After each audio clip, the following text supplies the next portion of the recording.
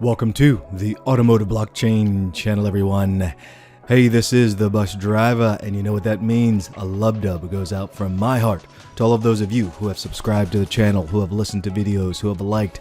And if this is your first time tuning in to the Automotive Blockchain channel, hey, buckle up. Let's get this thing started. We are going to be going over the MOBI battery state of health standard for battery life. And I'm just going to touch on that a little bit as it pertains to this LinkedIn post that they did. But before I do, I wanted to go over the Automotive Blockchain watch list. So if you have not seen this watch list that I put together, it is a list, I repeat, a list of companies that are whether tangentially or directly dealing with or working with OEMs in the automotive sector. And they have either started building technologies for them or perhaps done some test protocols for them. So I want to just kind of post those here. And as I'm showing this one here, I want to say this. This is not investment advice. Please don't go jumping into investing anything all because you see it on the screen. I am not a financial advisor of any sort. Please do your research. This is for infotainment purposes only. Alrighty, so we have here Bitcoin, Ethereum, USDC, those top three that you see there. I put those in there just as a kind of a guide or a standard. One thing to note too is that some of the ones in here I actually also do invest in directly. And again, this is not financial advice. But notice how, as everyone knows, the market has taken a big tanker. It has done a little bit of recovery over the past 24 hours or so. But you'll see here Polygon, Stellar, VeChain.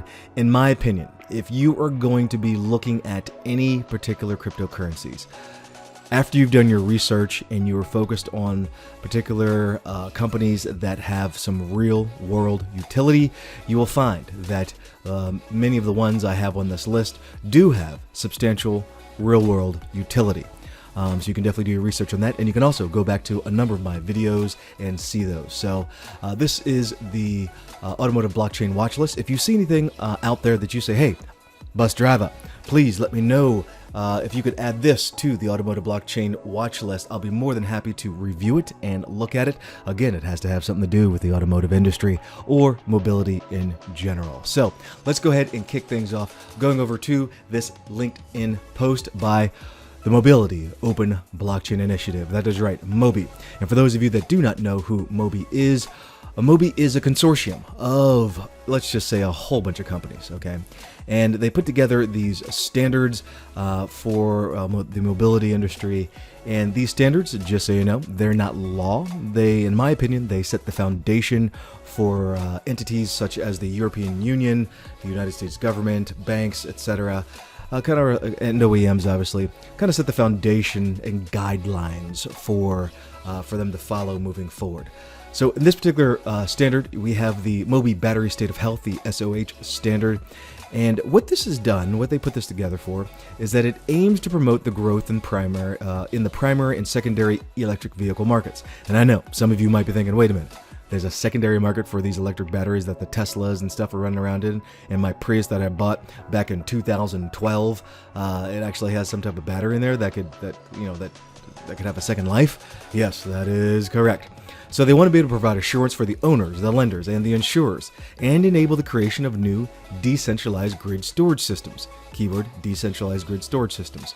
And even as I say decentralized, we all know it's going to be in some type of walled garden if you're going to participate in that. So it may be decentralized in that walled garden to some extent. But anyway, let's go ahead and put it out there.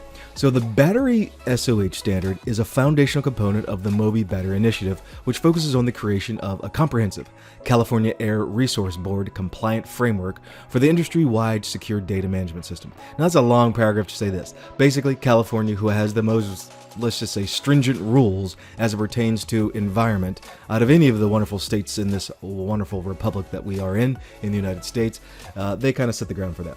Now, outside of the country, you know, the European Union is definitely developing a lot of key standards there with how they are looking at battery safety, battery visibility, and what to do with all these batteries. Because remember, between now in 2033 and 35, electrification is going to rule the OEMs. And they are making every steps whatsoever possible in order to make sure that they are living up to the standards that are out there. All right. So that being said, we want to go ahead and take a look at the standard itself. Now, a link to the standard will be in the description below, and you can go ahead and take a full look at that. I just kind of want to focus on one particular part of this, and this is the circular business models, okay? So the circular business models pertain to the extending the second life of the batteries and extracting as much monetary and environmental benefits as possible until the end of life. And that's coming from another article back from 2018. And it says, for example, and this is something I want you to pay close attention to.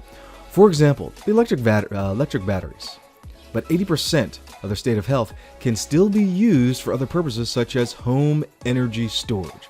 So could you imagine a world where your electric battery, after it has gone through its process, and you own that car and you want to, let's say for instance, donate the battery before you want to junk the car, okay?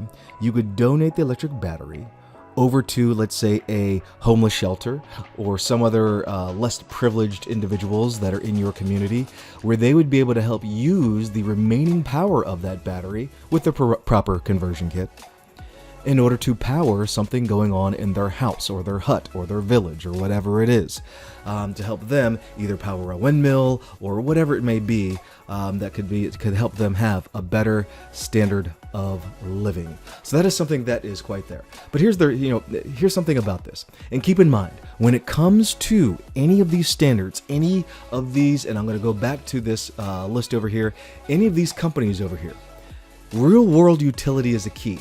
And if you are researching these companies, which I am telling you to do so, when you do the proper research, you will realize you're going to be looking for companies that have real world utility, and they're solving a problem, okay? That's what they're going to be doing, is solving a problem. So when you look at these circular business models and you're saying, there is no clear consensus at which point the OEMs send the modules to their recyclers, and how long the recyclers continue to use the modules for different uses, such as home energy.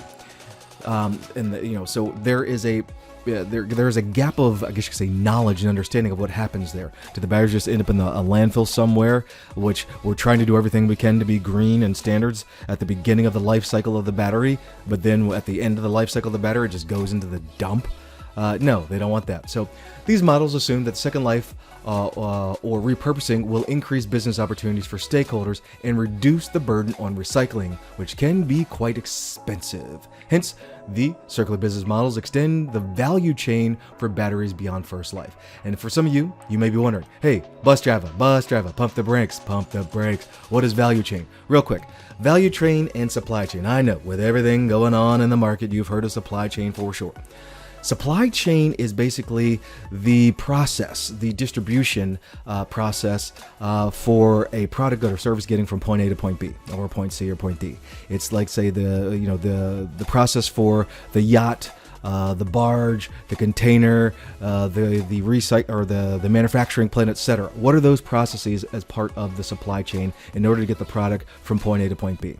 The value chain are the variables that add to the life cycle of the product or service. So will it enhance will it enhance profitability? Will it enhance the end consumer's way that they experience the product? In other words, will it add value to the overall profitability, to the use case of it, etc.? So that is more of the value chain in and of itself. And that's kind of a basic rough definition, all right? So there you have it. So these are the things that I look at when it comes to this. So when you are thinking about your potential battery, the electric vehicle that you inevitably are going to buy, I repeat, you inevitably will be buying an electric vehicle. And I know you may be in your SUV here in the United States and you're very happy that you have your ICE engine, and you're very happy about that, your combustible engine. But the fact of the matter is that pickup trucks, Jeeps, everything else out there is switching over to full electric, and you can't do anything about it. So you might as well just get on the bus, buckle up, and enjoy the ride.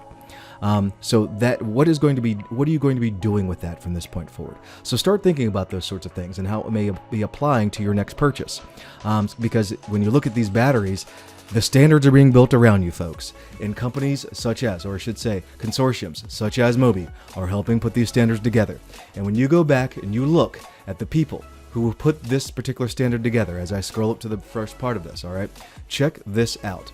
If you think that you're trying to figure things out and wondering, well, maybe this is all just a farce and I don't know, look at the contributors to this standard, to this document right here, and feast your eyes on anything that your eyes get attracted to, whether it's a Bank of USAA, whether it's Accenture, or whether it's GM or IoTex or Honda. Okay, there are a lot of people putting forth a lot of brain power into developing these standards, and they're not doing it for it to go away anytime soon. That's it, folks. Let me know what you think of the video. Go ahead, like and subscribe, and stay tuned for more information from the Automotive Blockchain channel.